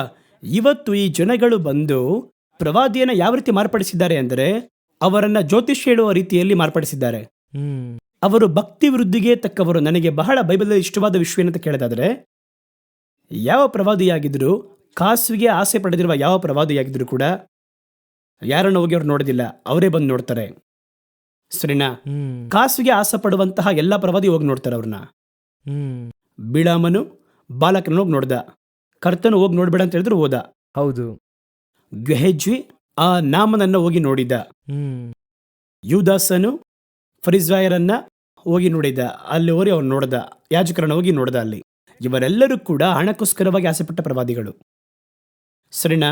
ಸರಿ. ಈ ರೀತಿ ತಗೊಳ್ಳಿ. ಸಮುವೇಲನನ್ನ ನೋಡುವುದಕ್ಕೆ ಸೌಲನು ಬಂದನು. ಸರಿನಾ? ಅನಂತರ ಎಲಿಯನ ನೋಡುವುದಕ್ಕೆ ಅಹಾಬನು ಬಂದ. ಎಲೀಷನ ನೋಡುವುದಕ್ಕೆ ನಾಮನನು ಬಂದ. ಸರಿನಾ? ಹಾಗೆ ನೋಡ್ತಾ ಬನ್ನಿ, ಎಲ್ಲರೂ ಕೂಡ ಅವರ ನೋಡುವುದಕ್ಕೆ ಬರುವವರು. ಬರೋನೆಲ್ಲ ನೋಡಿ ಏನ್ ಮಾಡ್ತಾನೆ, ನೀನು ಹಣ ಬೇಡ ಹೋಗೋ, ಆ ರೀತಿ ಹೇಳ್ತಾರೆ. ಅದನ್ನ ಬಿಟ್ಟು ಹೋಗ್ತಿರ್ತಾರೆ. ಸೊ ಒಳ್ಳೆ ಪ್ರಾಫಿಟ್, ದೇವರಿಂದ ನಡೆಸಲ್ಪಡುವಂತಹ ಒಳ್ಳೆಯ ಪ್ರಾಫಿಟ್ ಯಾರ ಮನೆಗೂ ಹಣಕ್ಕೋಸ್ಕರವಾಗಿ ಹುಡುಕಿ ಹೋಗೋದಿಲ್ಲ. ಒಬ್ಬನು ಮನೆಗೆ ಕಾಸಿಗೋಸ್ಕರವಾಗಿ ಹುಡ್ಕೊಂಡು ಹೋಗ್ತೇನೆ ಅಂತ ಹೇಳಿದ್ರೆ ಅವನು ಕರ್ತನ ಬಳಿಯಿಂದ ಬಂದ ಒಳ್ಳೆ ಪ್ರಾಫಿಟ್ ಅಲ್ಲ. ಒಂದು ವೇಳೆ ಒಳ್ಳೆ ಪ್ರಾಫಿಟ್ ಆಗಿದ್ದರು, ಅವನು ಕಾಸಿಗೋಸ್ಕರವಾಗಿ ಒಬ್ಬನ ಮನೆ ಹುಡ್ಕೊಂಡು ಹೋದ್ರೆ ಅವನ ಸೇವೆಯಲ್ಲಿ ಮುಗೀತು ಅಂತ ಅರ್ಥ. ಅವನು ಬೀಳಮನಾಗಿ ಮಾರ್ಪಡ್ತಾನೆ, ಅವನು ಗೆಹಜಿಯಾಗಿ ಮಾರ್ಪಡ್ತಾನೆ, ಅವನ ಸ್ಥಳದಲ್ಲಿ ಇಸ್ಕರಿಯೋತನಾಗಿ ಮಾರ್ಪಡ್ತಾನೆ. ಸೊ ಯಾವಾಗಲೂ ಒಬ್ಬ ಪ್ರಾಫಿಟ್ ಸಭೆಯೊಳಗಿರಲಿ. ಅಗತ್ಯತೆ ಪ್ರವಾದನೆ ಬೇಕಾ? ಸಭೆಗೆ ಬನ್ನಿ, ಸಭೆ ನಡೆಯುತ್ತೆ. ಸಭೆಯಲ್ಲಿ ಹೇಳಲ್ಪಡೆದಿರುವಂತಹ ಪ್ರವಾದನೆ ನಿಮಗೆ ಸತ್ಯವೇದಲು ಸಭೆಯಲ್ಲಿ ಹೇಳಿದಿರುವಂತಹ ಪ್ರವಾದನೆ ಎಲ್ಲಿದೆ? ಹೌದು. ಇವತ್ತು ಎಲ್ಲರೂ ಎಲಿಯನ ಹಾಗೆ ಬೆಟ್ಟದ ಮೇಲೆ ಕೂತ್ಕೋತಾ ಇದ್ದಾರೆ, ಟವರಲ್ಲಿ ಕೂರ್ತಾ ಇದ್ದಾರೆ, ಎಲ್ಲೊಂದು ಕಡೆ ಕೂತ್ಕೋತಾರೆ, ಅಲ್ಲಿ ಕೂತ್ಕೊಂಡು ಎಲ್ಲರನ್ನ ಅಲ್ಲಿ ಬರಕ್ಕೆ ಹೇಳ್ತಾರೆ. ನ್ಯೂ ಟೆಸ್ಟ್ಮೆಂಟೇ ಸಭೆ ಅಂತ ಒಂದು ಬಂತಲ್ಲ, ಹಾಗಾದ್ರೆ ಸಭೆಯ ಭಕ್ತಿ ವೃದ್ಧಿಗೋಸ್ಕರವಾಗಲ್ವಾ? ಸರಿ, ಬರುವ ಜನಗಳಿಗೆ ಭಕ್ತಿ ವೃದ್ಧಿಗೆ ಆಸ್ಪದವಾಗಿ ಮಾತಾಡ್ತೀರಾ? ಬರುವ ಜನಗಳಿಗೆ ಆಸೆ ತೋರಿಸಿ ಕಳಿಸ್ತೀರಾ? ಇವ್ರೇನು ಹೇಳ್ತಾರೆ, ನ್ಯೂ ಬಿಲೀವರ್ಸ್ಗೆ ಆ ರೀತಿ ಮಾತಾಡಿದ್ರೆ ಅವರು ಬರ್ತಾರೆ. ನಾನು ಹೇಳ್ತೀನಿ, ನ್ಯೂ ಬಿಲೀವರ್ಸ್ ಯಾರ ಬಳಿ ಆದರೂ ಕ್ರೈಸ್ಟ್ ಆ ರೀತಿ ಮಾತಾಡಿದ್ರಾ? ಇಲ್ಲ. ಸರಿ, ಕ್ರೈಸ್ಟ್ ಬಂದು ಯಹೂದರ ಹತ್ರ ಮಾತ್ರ ಮಾತಾಡಿದ್ರು ಅಂತ ಹೇಳ್ತಾರೆ. ಒಂದು ಕಾನೂನಿಯ ಸ್ತುರಿ ಬರ್ತಾರೆ, ಆ ತಾಯಿ ಮಗುವಿಗೆ ಹುಷಾರ ಅಂತ ಬರ್ತಾ ಇದ್ದಾರೆ, ಆ ತಾಯಿ ಬಳಿ ಹೆಂಗೆ ಮಾತಾಡಿದ್ರು ಕ್ರೈಸ್ಟ್? ನನ್ನ ಮಾತು ಅರ್ಥ ಆಗ್ತಿದೆಯಾ? ಹೌದು. ಬರುವ ಯಾರ ಬಳಿಯಲ್ಲಾದರೂ ಆಸೆಯ ಮಾತನ್ನ ತೋರಿಸೋರು ಮಾತಾಡಲೇ ಇಲ್ಲ. ಹೌದು. ಸತ್ಯವನ್ನ ಸತ್ಯವಾಗಿ ಮಾತಾಡಿದ್ರು. ಪ್ರವಾದಿಯಾದವನು ಭಕ್ತಿ ವೃದ್ಧಿಗೆ ಆಸ್ಪದವಾಗಿ ಆತ್ಮಕ್ಕೆ ಮಾತಾಡಬೇಕಾದವನು. ಅವನು ಒಂದು ದಿನವೂ ಲೋಕಕ್ಕೋಸ್ಕರವಾಗಿ ಮಾತಾಡಬೇಕಾದವನಲ್ಲ. ಈ ಕಾನ್ಸೆಪ್ಟ್ನ ನೀವು ಬಿಟ್ಟು ಪ್ರಾಫಿಟ್ನ ನೀವು ತಿಳ್ಕೊಬೋದು. ಬಹಳ ಸಂತೋಷ ಬ್ರದರ್. ಇವತ್ತು ಬಹಳ ಸುಂದರವಾಗಿ ಎಲ್ಲರಿಗೂ ಬೇಕಾಗಿರುವಂಥದ್ದು. ಯಾಕಂದರೆ ಇವತ್ತು ನೋಡಿದ್ರೆ ಎಲ್ಲ ಕಡೆ ಪ್ರಾಫಿಟ್ಸ್ ಅನ್ನೋದು ಬಹಳ ಎಲ್ಲರಿಗೂ ಚಿರಪರಿಚಯವಾಗಿರುವಂಥ ಒಂದು ವರ್ಡ್. ಆದರೆ ಇವತ್ತು ಪ್ರವಾದನೆ ಸೇವೆ ಕುರಿತಾಗಿ ಒಂದು ಪ್ರವಾದನೆ ಯಾವ ರೀತಿ ಇರಬೇಕೆಂಬುದಾಗಿ ಬಹಳ ಅದ್ಭುತವಾಗಿ ನಮಗೆ ನೀವು ಹೇಳ್ಕೊಟ್ರಿ. ಬಹಳ ಸಂತೋಷ. Price lord.